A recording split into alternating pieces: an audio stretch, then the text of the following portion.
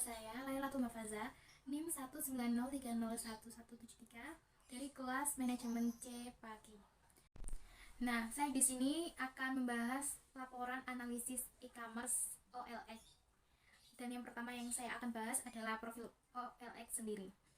OLX Group adalah pasar daring global yang berkantor pusat di Amsterdam dan dimiliki oleh kelompok media dan teknologi Afrika Selatan. Perusahaan ini didirikan pada 2006 dan beroperasi di 45 negara. Dan di Indonesia sendiri, pada 20 Mei 2014, toko bagus.com berubah nama menjadi OLX Indonesia atau olx.co.id. Toko bagus.com sendiri yaitu sebuah situs web iklan baris di Indonesia yang difokuskan untuk membeli dan menjual produk serta jasa secara daring yang didirikan pada tahun 2005 di Bali. OLX Indonesia mengumumkan bahwa berniaga.com akan melakukan penggabungan dengan OLX Indonesia pada tahun 2015. Dan pada Agustus 2018, OLX Indonesia mengumumkan kerjasama dengan belimobilgue.co.id dan kerjasama tersebut menggabungkan keunggulan OLX untuk membawa calon pembeli yang potensial dengan jasa inspeksi dan proses penjualan mobil yang aman dan cepat yang dimiliki belimobilgue.co.id kepada individu yang ingin menjual mobilnya. Nah, yang kedua, saya akan membahas mengenai bidang usaha OLX. Bidang usaha pada iklan gratis adalah salah satu layanan yang disediakan oleh OLX untuk para penjual. Dalam melakukan transaksi di OLX Indonesia, baik jual ataupun beli juga tidak dikenakan biaya. Tidak hanya itu, OLX Indonesia juga dapat menjadi search engine yang friendly karena bukan hanya pengunjung situs yang dapat menemukan iklan yang dipublikasikan, tetapi juga orang-orang yang mencari produk dan jasa melalui search engine seperti Google juga akan menemukan iklan tersebut. Dan OLX Indonesia itu memiliki slogan cara tepat jual cepat. OLX termasuk ke dalam kategori C2C karena jenis e-commerce ini tuh berupa transaksi elektronik barang atau jasa antar pelanggan. Transaksi yang dilakukan ini melalui pihak ketiga yang menyediakan platform online. Kemudian yang ketiga saya akan membahas jenis produk atau jasa di OLX. Jenis produk atau jasa yakni ada aksesoris mobil, suku cadang, motor, rumah, furniture, hingga jasa mekanik dan servis lainnya. Juga ada gadget, elektronik, barang rumah tangga, fashion, olahraga, dan hobi. Pasang iklan gratis adalah salah satu layanan yang disediakan oleh OLX Indonesia untuk para penjual. Kemudian alamat situsnya yaitu www.olxgroup.com. Kemudian kelebihan dari OLX sendiri, salah satunya adalah OLX Indonesia menyediakan berbagai pilihan barang dan jasa, baik baru maupun bekas, dan bermacam alternatif yang mencangkup seluruh daerah di Indonesia. Dan selain itu, apabila ingin melakukan kontak dengan penjual yang memasang iklan di OLX Indonesia, tidak diharuskan untuk registrasi terlebih dahulu. Karena situs ini juga menyediakan tab spesifikasi produk atau jasa yang dibutuhkan seperti merek, tipe, tahun maksimum dan minimum, serta harga maksimum dan minimum. Dan di OLX Indonesia juga tersedia dalam bentuk mobile version dan official application for Android. Dan tidak ada biaya untuk pemasangan iklan, kecuali apabila meminta layanan prosesi tambahan untuk iklan-iklan yang dipasangkan. Biaya yang akan dikenakan tersebut hanya bersifat dianjurkan, bukan diharuskan. Jadi apabila tidak ingin menggunakan layanan promosi tambahan, Anda tidak perlu bayar sepeser. Kemudian kekurangan dari OLX sendiri yaitu pada OLX yang perlu diperhatikan salah satunya yaitu kemungkinan terjadinya berbagai macam penipuan. Sangat besar ya penipuannya karena penyediaan layanannya yang gratis dan terbuka untuk umum. Kemudian yang ketiga saya akan bahas cara penggunaan aplikasi. Cara penggunaan aplikasi di OLX ini ada cara untuk memasang iklan dan yang kedua cara membeli barang. Yang pertama cara memasang iklan di OLX itu Anda harus foto terlebih dahulu barang yang akan dijual. Kemudian Anda pasang iklan di OLX dengan cara yang pertama masuk di situs olx.co.id. Kemudian yang kedua klik pasang iklan yang berada di pojok kanan atas. Dan kemudian yang ketiga isi form simpan iklan Anda sesuai kategori.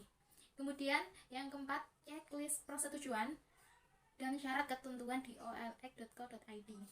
Kemudian yang kelima, lalu klik simpan, dan yang terakhir, untuk memastikan iklan Anda sudah terpasang, nanti ada pemberitahuan bahwa iklan Anda sudah terpasang dan Anda tinggal menunggu telepon dari customer yang mau membeli produk Anda. Kemudian cara yang kedua, cara membeli barang di OLX.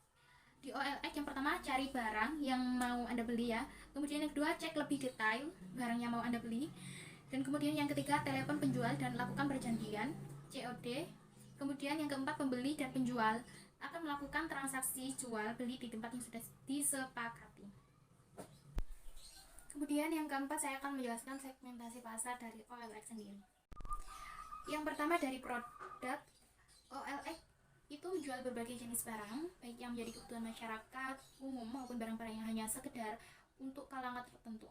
Dan selain itu, lowongan kerja dan jasa juga menjadi produk yang ditawarkan oleh situs ini. Kemudian yang kedua, ada harga. Dari harga sendiri, harga barang ini ditentukan sendiri oleh pihak penjual. Harga ini dapat bersaing dengan pembelian barang jenis tertentu di toko asli. Kemudian tempat. Jaringan OLX itu kan sangat luas sehingga mencakup batasan geografis seluruh Indonesia.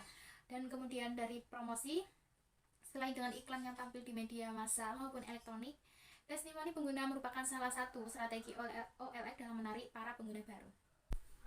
Kemudian yang kelima, saya akan menjelaskan cara mendaftar sebagai member atau anggota OLX sendiri. Yang pertama, kunjungi situs olx.co.id. Dan jika sudah masuk ke dalam situs, klik pada menu daftar yang ada di menu bagian atas. Kemudian ada dua cara ya menggunakan untuk mendaftar menjadi member di OLX, yakni menggunakan Facebook atau alamat email. Jika menggunakan alamat email, masukkan alamat email beserta passwordnya yang akan kita gunakan sebagai alat bantu login, kemudian klik tombol daftar. Dan ketika akan mendapat pesan yang isinya pendaftaran berhasil, kemudian masuk ke dalam alamat email Anda, buka pesan yang dikirim oleh pihak OLX Indonesia, kemudian Anda akan dibawa masuk ke halaman profil akun Anda dan lengkapi data diri Anda di OLX, dan data-data ini akan digunakan sebagai informasi seller.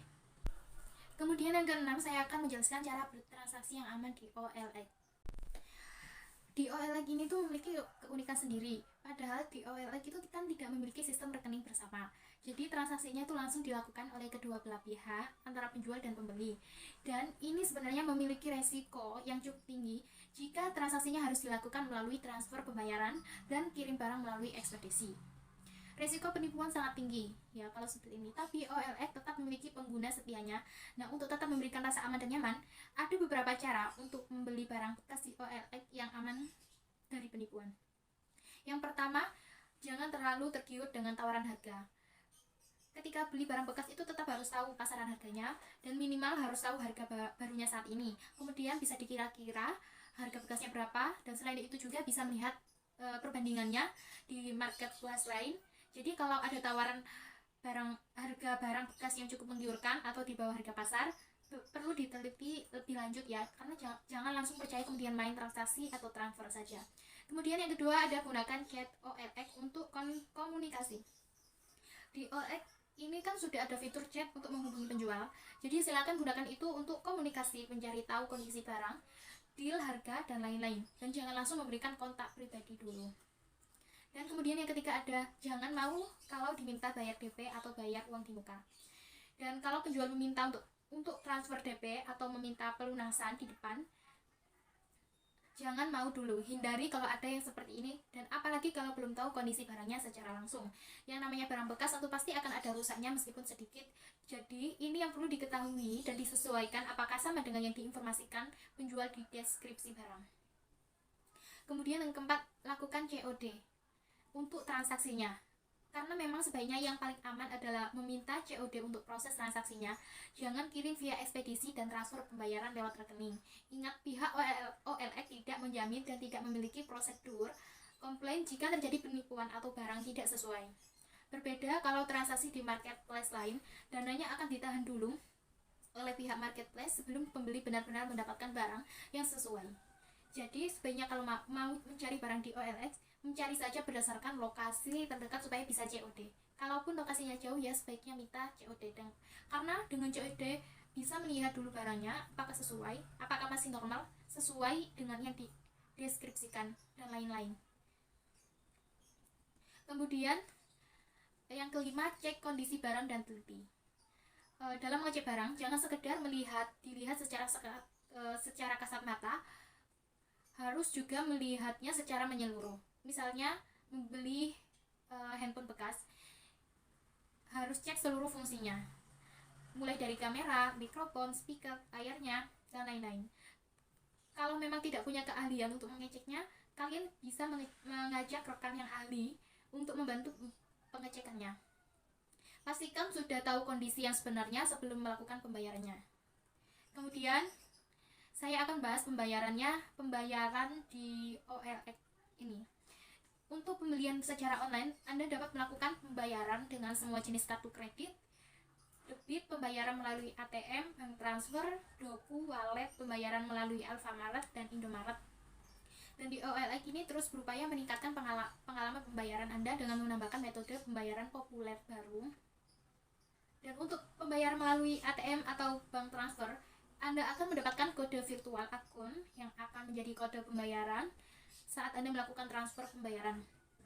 Dan pembayarannya menggunakan kartu kredit hanya dapat dilakukan menggunakan kartu kredit yang terdaftar pada bank terkait sebagai Verify Visa and Mastercard Social Record.